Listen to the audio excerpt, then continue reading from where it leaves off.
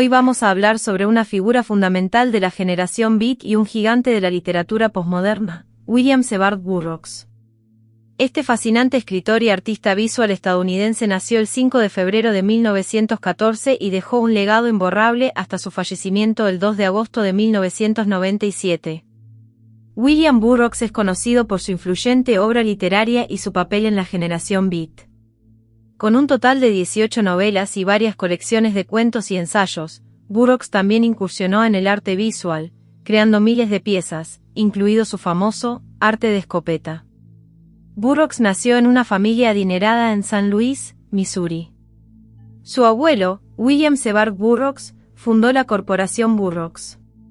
Después de asistir a la Universidad de Harvard y estudiar inglés y antropología, Burroughs también pasó un tiempo en la Escuela de Medicina en Viena. Durante la Segunda Guerra Mundial, intentó alistarse en el ejército estadounidense, pero fue rechazado. Este periodo marcó el comienzo de su larga batalla con la adicción a la heroína.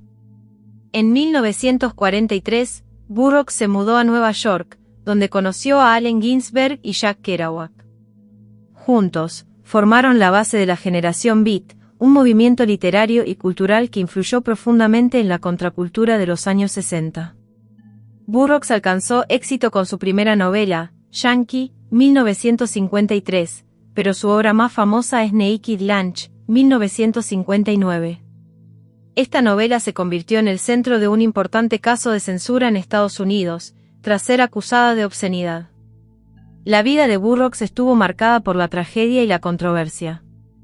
En 1951, en la Ciudad de México, accidentalmente mató a su segunda esposa, Joan Boulmar, durante una acrobacia fallida de Guillermo Tell. Este incidente lo persiguió durante el resto de su vida y tuvo un profundo impacto en su obra. Gran parte de la obra de Burroughs es semi-autobiográfica, reflejando sus experiencias como adicto. Sus escritos son conocidos por ser experimentales y a menudo emplean la técnica del cut-up, desarrollada junto a Brion Gysin.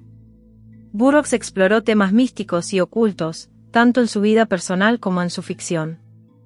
En 1983, Burroughs fue elegido miembro de la Academia Estadounidense y del Instituto de Artes y Letras, y en 1984 recibié la Orden de las Artes y las Letras de Francia. Su estilo satírico y subversivo le ganó elogios de figuras como Jack Kerouac, J. G. Ballard y Norman Mailer. Burroughs nació en una prominente familia de St. Louis, Missouri. Su abuelo, William Seward Burroughs, fue el fundador de la empresa Burroughs Adding Machine, que con el tiempo se convertiría en la Burroughs Corporation. Su madre, Laura Hammond Lee, era hermana de Ivy Lee, un pionero de la publicidad que trabajó para los Rockefeller. A pesar de esta herencia ilustre, Burroughs describía su hogar como un lugar donde las muestras de afecto eran vistas con vergüenza. Desde niño, Burroughs desarrolló un interés profundo por la magia y lo oculto, temas que aparecerían repetidamente en su obra. Relató haber visto una aparición de un reno verde en el bosque, que identificó como un animal tótem, y visiones de figuras fantasmales en su dormitorio. Su primer ensayo publicado, Magnetismo Personal, se imprimió en la Young Burroughs Review en 1929. Posteriormente, asistió a la Los Alamos Ranch School en Nuevo México, una experiencia que describió como estresante. Durante este tiempo, mantuvo diarios que documentaban su atracción erótica hacia otro chico, aunque más tarde los destruyó por vergüenza. Finalmente, dejó la escuela y convenció a su familia de que lo dejaran regresar a St. Louis. En 1932, Burroughs ingresó a la Universidad de Harvard, donde estudió artes y trabajó como reportero para el St. Louis Post-Dispatch durante los veranos. No disfrutaba de este trabajo y evitaba cubrir eventos trágicos, como la muerte de un niño ahogado. Durante su tiempo en Harvard, Burroughs exploró la subcultura gay de Nueva York, visitando antros de lesbianas y bares en Harlem y Greenwich Village. Tras graduarse en 1936, Burroughs recibió una asignación mensual de $200 de sus padres, suficiente para vivir con comodidad y evitar el empleo regular durante los siguientes 25 años.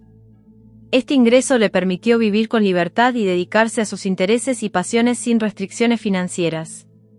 Tuvo breves coqueteos con estudios de posgrado en antropología en Columbia y medicina en Viena, Austria. En Europa, Burroughs se sumergió en la vibrante cultura LGBT de la era de Weimar en Austria y Hungría, frecuentando baños de vapor y relacionándose con exiliados, homosexuales y fugitivos. En Viena, Burroughs conoció a Isa Klappar, nacida Herzfeld, una mujer judía que huía del régimen nazi. Aunque no tenían una relación romántica, Burroughs se casó con ella en Croacia para ayudarla a obtener una visa para los Estados Unidos. Este acto desinteresado fue en contra de los deseos de sus padres, pero permitió que Isa emigrara a Nueva York, donde finalmente se divorciaron, aunque mantuvieron una amistad duradera. De regreso en Estados Unidos, Burroughs tuvo varios trabajos poco satisfactorios. En 1939, su salud mental preocupaba a sus padres, especialmente después de que se cortara deliberadamente la última articulación de su dedo meñique izquierdo para impresionar a un hombre del que estaba enamorado. Este episodio se reflejó en su relato El dedo. En 1942, tras el bombardeo de Pearl Harbor, Burroughs se alistó en el ejército de los Estados Unidos. Al ser clasificado como Infantería 1A en lugar de oficial, se desanimó. Su madre, reconociendo la depresión de su hijo, consiguió que fuera dado de baja por discapacidad civil, argumentando que su inestabilidad mental previa debería haberle impedido alistarse. Después de ser evaluado por un neurólogo amigo de la familia, Burroughs esperó 5 meses en el cuartel Jefferson antes de ser dado de baja. Durante su tiempo en el cuartel, Burroughs conoció a un soldado de Chicago también en espera de su liberación. Tras ser dado de baja, Burroughs se mudó a Chicago y trabajó en varios empleos, incluido uno como exterminador. Cuando sus amigos de St. Louis, Lucien Carr y David Cameron, se trasladaron a Nueva York, Burroughs decidió seguirlos, marcando el inicio de su participación en la generación Beat. En 1945, comenzó a vivir con Joan Boulmar Adams en un apartamento en Nueva York que compartían con Jack Kerouac y Edie Parker, la primera esposa de Kerouac. Joan, quien ya tenía una hija pequeña, Julie Adams, de su matrimonio con un soldado, formó una conexión profunda con Burroughs. Burroughs y Kerouac se vieron envueltos en problemas legales cuando no informaron sobre el asesinato de David Cameron a manos de Lucien Carr, un amigo común. Este incidente inspiró a Burroughs y Kerouac a escribir juntos una novela titulada And the Hippos Were Boiled in Their Tanks, la cual no pudieron publicar en ese momento. Este manuscrito finalmente vio la luz en noviembre de 2008, gracias a Grove Press y Penguin Books. Durante este tiempo, Burroughs desarrolló una adicción a la morfina y comenzó a vender heroína en Greenwich Village para financiar su hábito. Joan Boulmar también cayó en la adicción, prefiriendo la benzedrina, una anfetamina de venta libre en esa época. Esta adicción y su entorno llevaron a que el marido de Joan se divorciara de ella tras regresar de la guerra. Con el apoyo de Allen Ginsberg y posiblemente de Kerouac, Burroughs se unió a Boulmar tanto intelectual como emocionalmente, mudándose con ella y su hija en el verano de 1945. En la primavera de 1946, Burroughs fue arrestado por falsificar una receta de narcóticos.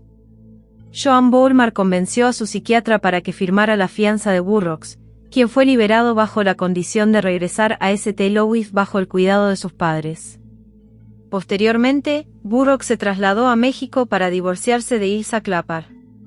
Mientras tanto, la adicción de Joan provocó una psicosis temporal que resultó en su ingreso en el Hospital Bellevue, poniendo en peligro la custodia de su hija.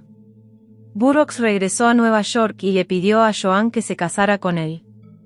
Su matrimonio nunca se formalizó, pero vivieron como esposos de hecho. Después de visitar a los padres de Burroughs en St. Louis, la pareja se mudó con su hija a Texas. Joan quedó embarazada y en 1947 dio a luz a William S. Burroughs Jr. En 1948, la familia se trasladó brevemente a Nueva Orleans.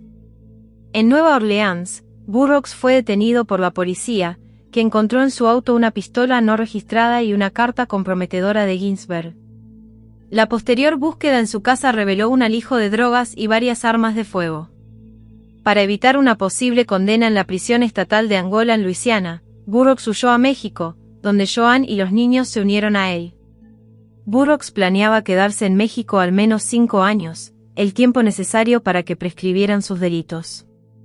Durante su estancia, asistió a clases en el Mexico City College, donde estudió español, manuscritos mesoamericanos y la lengua maya.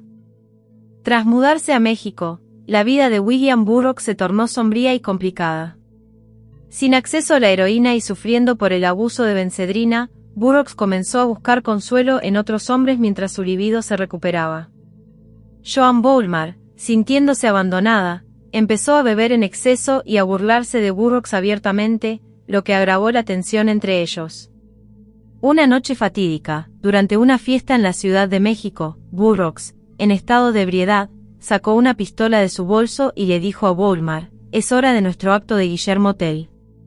Aunque no hay evidencia de que hubieran realizado tal acto antes, Boulmar, también ebria y sufriendo de abstinencia de anfetaminas, accedió. Burroughs disparó a Boulmar en la cabeza, matándola casi instantáneamente. Inicialmente, Burroughs afirmó que había dejado caer la pistola y que se disparó accidentalmente. Fue arrestado y pasó 13 días en prisión hasta que su hermano llegó a México y sobornó a las autoridades para obtener su liberación bajo fianza. La muerte de Boulmar fue declarada homicidio culposo, y Burroughs fue condenado en ausencia a 2 años de prisión con sentencia suspendida. Tras el incidente, la hija de Boulmar, Julie Adams, se fue a vivir con su abuela, y William S. Burroughs Jr. se mudó a San Luis con sus abuelos. Mientras esperaba su juicio, Burroughs comenzó a escribir lo que se convertiría en la novela corta, Queer. Cuando su abogado mexicano huyó debido a problemas legales, Burroughs decidió regresar a Estados Unidos, dejando México y siendo condenado en ausencia. La muerte de Joan Boulmar marcó profundamente a Burroughs, influyendo en su vida y su obra literaria de manera irreversible. Allen Ginsberg, afectado por la tragedia, escribió sobre ella en su poema Dream Record, junio 8, 1955. En Burroughs, de Movie, Ginsberg sugirió que Boulmar podría haber estado en un estado suicida en las semanas previas a su muerte, lo que quizás influyó en su disposición a participar en el peligroso acto de Guillermo Tell. Después de abandonar México, Burroughs viajó a Sudamérica en busca del yagé, una droga que se creía otorgaba habilidades telepáticas. Este viaje resultó en una serie de cartas entre Burroughs y Ginsberg, publicadas en 1963 como Las cartas del yagé. En 2006, una versión revisada titulada Las cartas del yagé Dax reveló que muchas de estas cartas eran, en realidad, narraciones noveladas basadas en las notas de Burroughs. Burroughs consideró la muerte de Joan Boulmar como un evento crucial que catalizó su carrera literaria. Describió este trágico incidente como el comienzo de su lucha contra una entidad malévola a la que llamó el espíritu feo. Según Burroughs, me veo obligado a llegar a la terrible conclusión de que nunca me habría convertido en escritor si no hubiera sido por la muerte de Joan, y a darme cuenta de hasta qué punto este acontecimiento ha motivado y formulado mi escritura. Vivo con la amenaza constante de la posesión y una necesidad constante de escapar de la posesión, del control.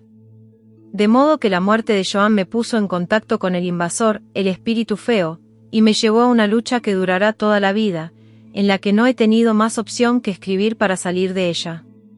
Burroughs insistía en que su referencia a la posesión debía tomarse literalmente. Mi concepto de posesión se acerca más al modelo medieval que a las explicaciones psicológicas modernas. Me refiero a una entidad poseedora definida. Para Burroughs, escribir era una forma de brujería, destinada a alterar el lenguaje y protegerse de la posesión. Utilizó técnicas como el Q-tap para intentar escapar del control y del espíritu feo, a quien describió más tarde como el mal monopolista y adquisitivo. El mal feo. El americano feo. Incluso participó en una ceremonia chamánica para exorcizar a esta entidad. Oliver Harris ha cuestionado la afirmación de Burroughs de que la muerte de Boulmar fue el catalizador de su escritura, sugiriendo que la relación traumática con el personaje ficticio Eugene Allerton en Queer también jugó un papel significativo.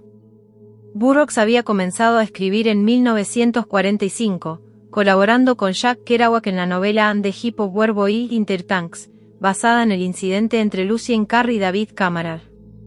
Aunque inicialmente inédita, esta novela fue publicada finalmente por Grove Press en 2008. Antes del trágico incidente con Boulmar, Burroughs ya había completado gran parte de su primera novela, Yankee, motivado por Allen Ginsberg. Yankee fue publicada en 1953 bajo el seudónimo de William Lee. Con el tiempo, el título de la obra evolucionó hasta Yankee, el texto definitivo de Yank, editado por Oliver Harris en 2003. En 1953, William S. Burroughs se encontraba en un estado de desorientación y búsqueda. Con problemas legales que le impedían vivir en las ciudades que más le atraían, pasó un tiempo con sus padres en Palm Beach, Florida, y en Nueva York con Allen Ginsberg. Tras el rechazo romántico de Ginsberg, Burroughs se dirigió a Roma para encontrarse con Alan Hansen, financiado por el continuo apoyo económico de sus padres. Encontró Roma y la compañía de Hansen aburridas. Inspirado por la ficción de Paul Bowles, decidió ir a la zona internacional de Tánger. Para Burroughs, Tánger representaba una ciudad donde las drogas estaban fácilmente disponibles y donde continuaría recibiendo el apoyo financiero de su familia. La cultura marroquí resonaba con su temperamento, proporcionando un entorno sin obstáculos para perseguir sus intereses. Se trasladó a Tánger en noviembre de 1954 y pasó los siguientes 4 años allí trabajando en lo que más tarde se convertiría en el almuerzo desnudo. Durante este tiempo, también intentó escribir artículos comerciales sobre Tánger, que envió a Ginsberg, su agente literario para Yankee. Estos escritos no se publicaron hasta 1989 en la colección Interzone. Bajo la influencia de un dulce de marihuana conocido como Mahone y un opioide de fabricación alemana llamado Ucodol, Burroughs se dedicó a escribir intensamente. En 1957, Ginsberg y Jack Kerouac viajaron a Tánger para ayudar a Burroughs a mecanografiar, editar y organizar los episodios que eventualmente formarían el almuerzo desnudo. Mientras que sus primeras obras yankee y queer seguían un estilo narrativo convencional, Naked Lunch representó la primera incursión de Burroughs en un estilo no lineal. Esta novela, publicada en 1959, surgió en parte de una serie de contingencias y marcó un hito en su carrera literaria. Fue en el Vit Hotel de París, en octubre de 1959, donde Burroughs conoció a Brion Gysin y su técnica de cut-up. Gysin, un pintor y escritor, mostró a Burroughs cómo cortar frases y palabras para crear nuevas oraciones, una técnica que Burroughs adoptó y perfeccionó. En el Vit Hotel, Burroughs quedó fascinado por las pinturas de Gysin, describiendo su primer encuentro con estas como una revelación. La amistad y colaboración entre ambos se centró en un interés compartido por las técnicas de recortes y el arte. Burroughs comenzó a aplicar esta técnica en su escritura, creando escenas que no seguían una narrativa tradicional sino que se unían de manera más libre y experimental. Extractos de Naked Lunch fueron publicados por primera vez en los Estados Unidos en 1958, pero la novela enfrentó rechazo inicial por parte de editoriales como City Lights Books y Olympia Press. Gracias a los esfuerzos de Allen Ginsberg, algunos extractos lograron ser publicados en revistas literarias como Black Mountain Review y Chicago Review. La publicación de estos extractos provocó controversia, llevando incluso al despido del editor de Chicago Review, Irving Rosenthal, y la creación de una nueva revista literaria, Big Table número 1. La controversia ayudó a que Maury Girodias reconsiderara y finalmente publicara Naked Lunch en 1959. La novela ganó fama en Europa y Estados Unidos, atrayendo a la contracultura de los años 60 y a críticos literarios como Mary McCarthy. También enfrentó procesos judiciales por obscenidad, especialmente en la Mancomunidad de Massachusetts. En 1966, el Tribunal Supremo Judicial de Massachusetts declaró que Naked Lunch no era obscena, basándose en criterios diseñados para defender la obra. Este juicio sigue siendo el último proceso por obscenidad contra una obra literaria en Estados Unidos. El material de The Word Horde, que produjo Naked Lunch, también dio origen a partes de las novelas posteriores de Burroughs como The Soft Machine, 1961, The Ticket That Exploded, 1962, y Nova Express, 1964. Estas obras incorporaron extensivamente la técnica del cut-up, influyendo en toda la ficción posterior de Burroughs. Durante su colaboración con Gysin y Ian Somerville, Burroughs combinó esta técnica con imágenes y sonido, creando un enfoque multimedia a su arte. Burroughs defendió apasionadamente el método del cut-up ante editores y editoriales, destacando la importancia del escritor como editor más que como creador original. Este método, similar al collage en las artes visuales, cuestiona la noción tradicional del autor como el único generador de texto. Las ediciones restauradas de The Nova Trilogy, editadas por Oliver Harris y publicadas en 2014, incluyen notas y materiales que muestran el cuidado y la complejidad del uso de esta técnica por parte de Burroughs. En 1959, se trasladó a un hotel en el barrio latino de París cuando Naked Lunch aún buscaba un editor. La inestabilidad política y los peligros asociados con los criminales en Tánger hicieron que Burroughs considerara su estancia allí insostenible. En París, se reunió con Allen Ginsberg y habló con Olympia Press, dejando atrás una acusación criminal que eventualmente lo alcanzó en Francia. Paul Lund, un contrabandista británico que Burroughs conoció en Tánger, fue arrestado por importar narcóticos y denunció a Burroughs, lo que llevó a cargos criminales por conspiración para importar opiáceos a Francia. Fue en medio de esta situación que Maurice Hirodias publicó Naked Lunch, lo que ayudó a Burroughs a obtener una sentencia suspendida, ya que una carrera literaria se considera respetada en Francia. El Bit Hotel en París era una pensión económica con baños comunes y pequeñas áreas de cocina en las habitaciones. Este lugar fue documentado por el fotógrafo Harold Chapman, quien vivía en el ático. Durante varios meses, el hotel también albergó a figuras como Gregory Corso, Allen Ginsberg y Peter Orlovsky después de la publicación de Naked Lunch. En este entorno, Burroughs se sumergió en experimentos ocultistas, como adivinación, trance y telepatía, todo ello bajo la influencia de diversas drogas alucinógenas. Describió visiones obtenidas al mirarse al espejo durante horas, viendo sus manos transformarse en tentáculos o su imagen cambiar a entidades extrañas. La publicación de Naked Lunch se caracterizó por su proceso caótico. Maurice Hirodias le dio a Burroughs solo 10 días para preparar el manuscrito, lo que llevó a Burroughs a enviar las partes en un orden aleatorio. Esta presentación, cortada, a la imprenta resultó en una estructura que a Burroughs le gustó más que el plan inicial. Los derechos internacionales de la obra se vendieron poco después, y Burroughs utilizó el anticipo de $3.000 de Grove Press para comprar drogas. Naked Lunch apareció en una historia de portada de la revista Life en 1959, destacando el creciente movimiento literario beat.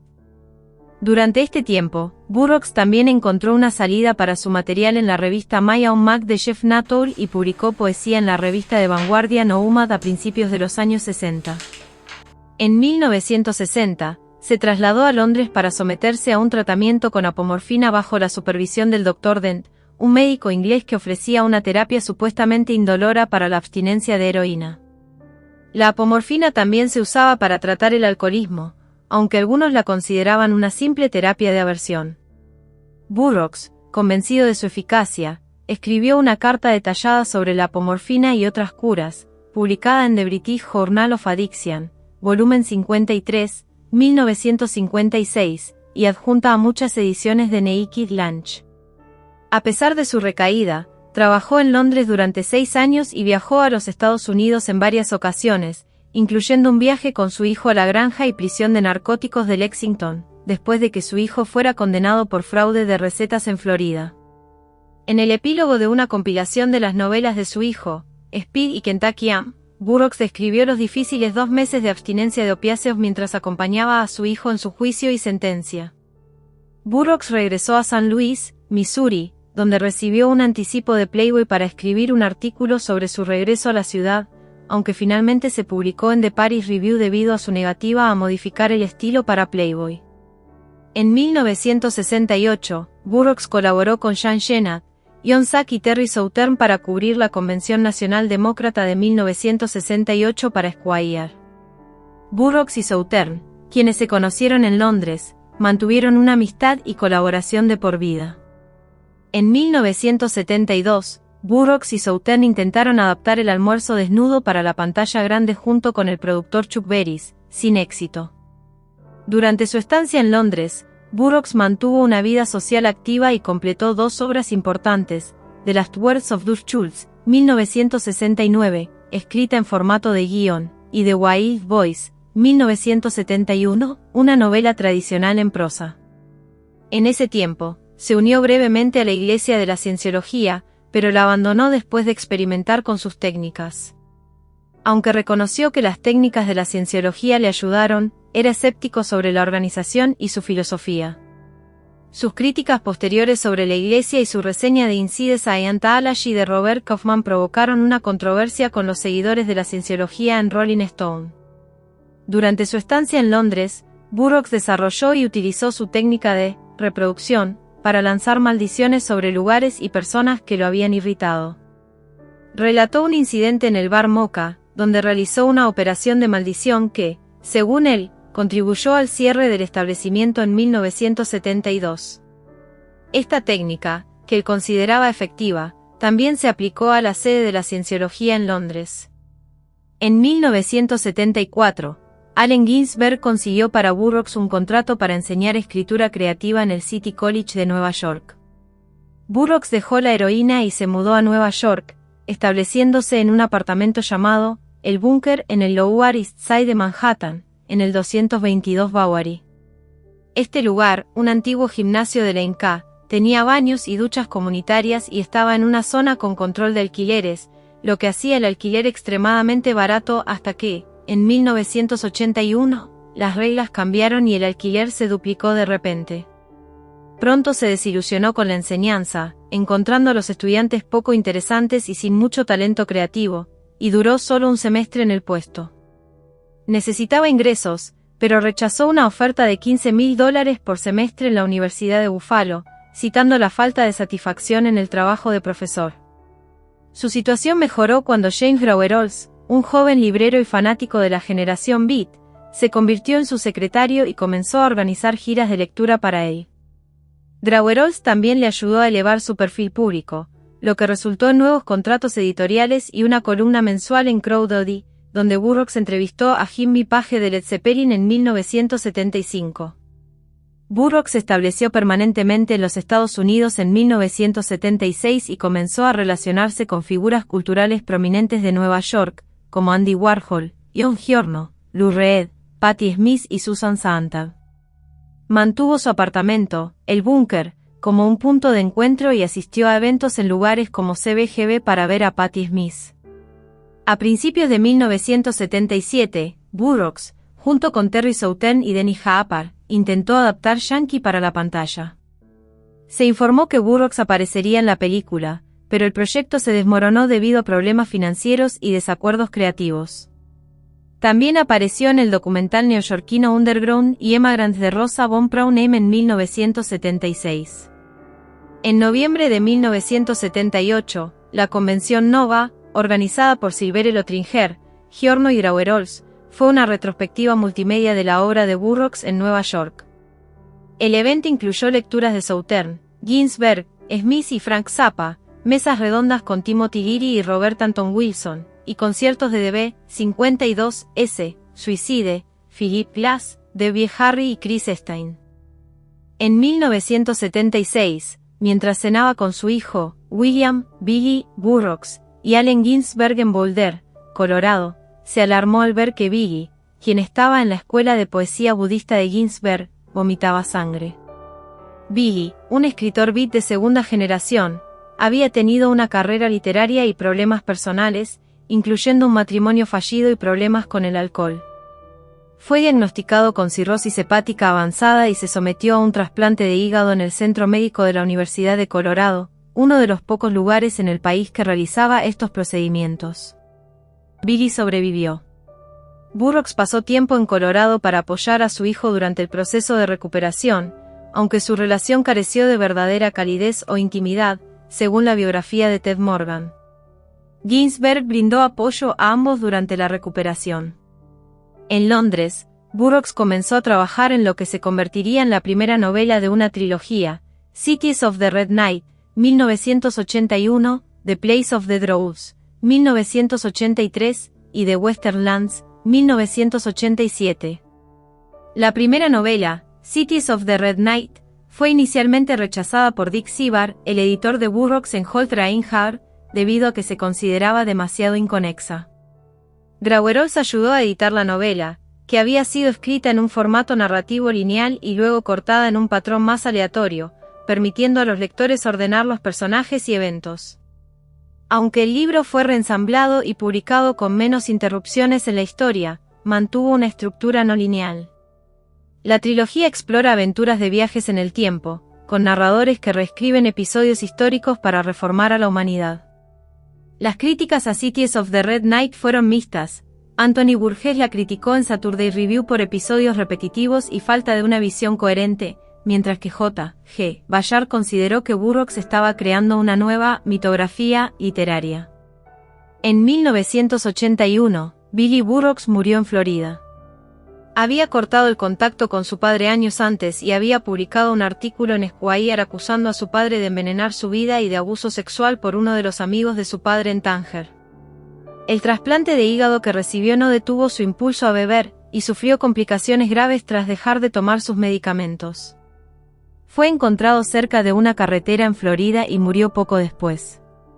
Burroughs estaba en Nueva York cuando Allen Ginsberg le comunicó la muerte de Billy. En 1979, Burroughs volvió a ser adicto a la heroína. La heroína barata disponible en su vecindario del Lower East Side y los regalos de admiradores que visitaban su apartamento contribuyeron a su adicción continua. Burroughs usó heroína regularmente hasta su muerte. En una introducción a Last Words, The Final Journals of William S. Burroughs, James Brauerholz, quien dirigió las giras de lectura de Burroughs en los años 80 y 90, mencionó que parte de su trabajo consistía en conseguir drogas para el autor a través del submundo de cada ciudad. En 1981, se mudó a Lawrence, Kansas, al 1927 de Leonard Avenue, donde residiría hasta el final de su vida. Expresó su satisfacción con la vida en Kansas en una entrevista con Wichita Eagle, destacando la tranquilidad y el bajo costo de vida como aspectos positivos. Lo que me gusta de Kansas es que no es tan violento y es mucho más barato. Y puedo salir al campo y pescar y disparar y todo eso. En 1984, firmó un contrato de 7 libros con Viking Press, incluyendo los derechos de publicación de su novela inédita de 1952, Queer. Utilizó el dinero para comprar un pequeño bungalow por $29,000. También fue finalmente incluido en la Academia Estadounidense y el Instituto de Artes y Letras en 1983, tras varios intentos de su amigo Allen Ginsberg para lograr su aceptación.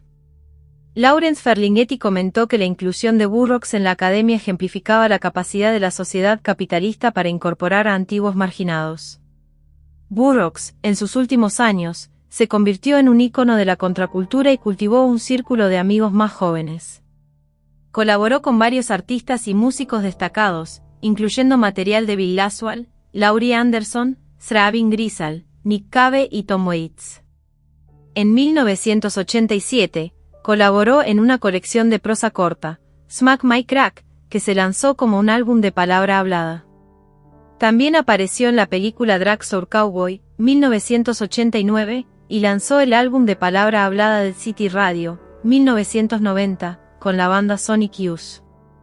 En 1991, Burroughs aprobó la adaptación cinematográfica de Naked Lunch dirigida por David Cronenberg, que recibió elogios de la crítica. Durante 1982, desarrolló una técnica de pintura innovadora utilizando latas de pintura en aerosol disparadas con una escopeta para crear composiciones abstractas. Exhibió estos trabajos en la Galería Tony Safrasi en Nueva York en 1987. Su enfoque artístico incluía una variedad de medios como tinta, pintura en aerosol, collage, y materiales inusuales como hongos y desatascadores. Su arte visual se mostró en más de 50 galerías y museos internacionales. En 1990, fue honrado con una estrella en el Paseo de la Fama de San Luis. En junio de 1991, se sometió a una cirugía de triple bypass. En 1993, se convirtió en miembro de los Iluminados de Thanateros, una organización de magia del caos. También fue actor de voz en el videojuego de Dark Eye, 1995, basado en las obras de Edgar Allan Poe. Una de sus últimas actuaciones filmadas fue en el video musical Last Night on Earth de U2, filmado en Kansas City, Missouri. Al líder de Ministry, Al Jourgensen, le sorprendió la falta de interés de Burroughs en la carta de invitación de la Casa Blanca para una lectura de poesía, indicando que Burroughs no estaba al tanto del presidente Clinton en ese momento. Burroughs admiraba a Westbrook Pegler, un columnista de opinión de derechas conocido por su trabajo en la cadena de periódicos de William Randolph Hearst. Compartía la visión de Pegler sobre el individualismo de frontera, defendiendo una filosofía que él describía como nuestra gloriosa herencia de frontera sobre ocuparse de sus propios asuntos. Para Burroughs, el liberalismo era sinónimo de tiranía burocrática y veía la autoridad gubernamental como una fuerza intrusiva que restringía la libertad personal.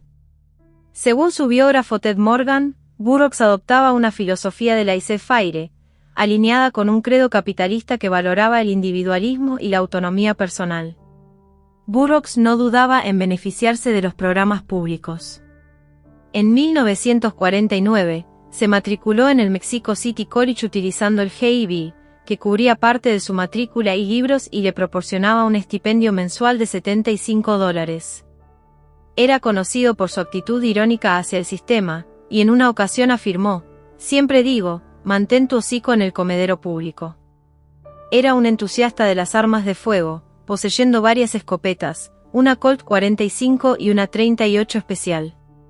Stan Moore, vocalista de Sonic Youth, recordó que Burroughs estaba muy interesado en hablar sobre tiro y apuñalamiento y tenía una serie de cargadores y municiones a la vista.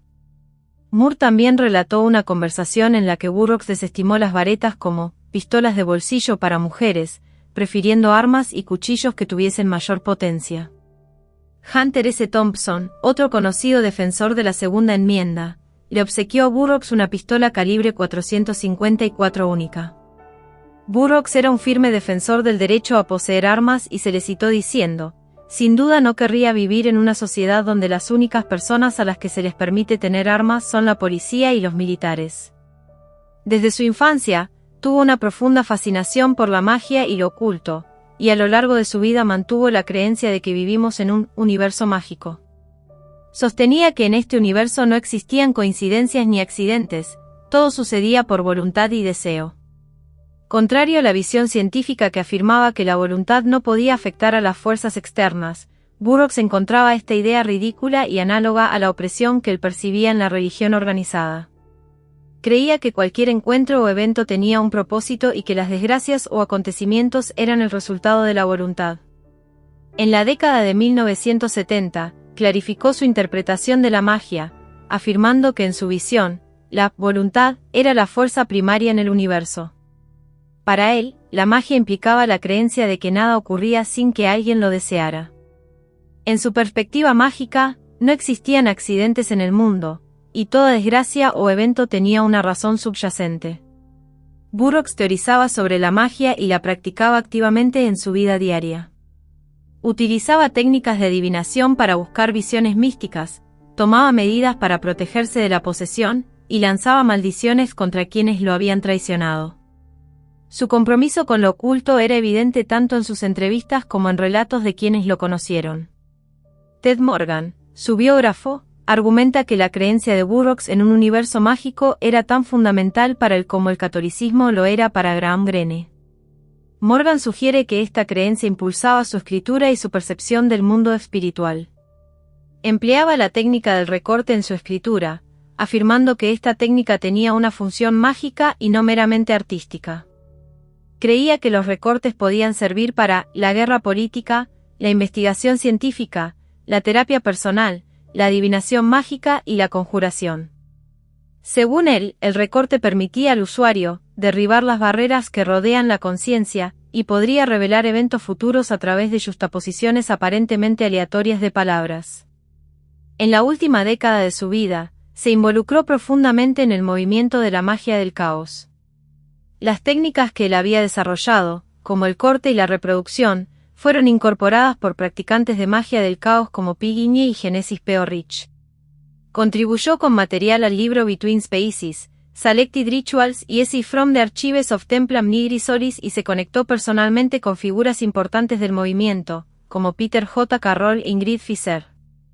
Su participación se profundizó con su iniciación en los Illuminates of Thanateros, IoT, una organización de magia del caos, y contribuyó a la magia del caos a través de su arte y sus escritos.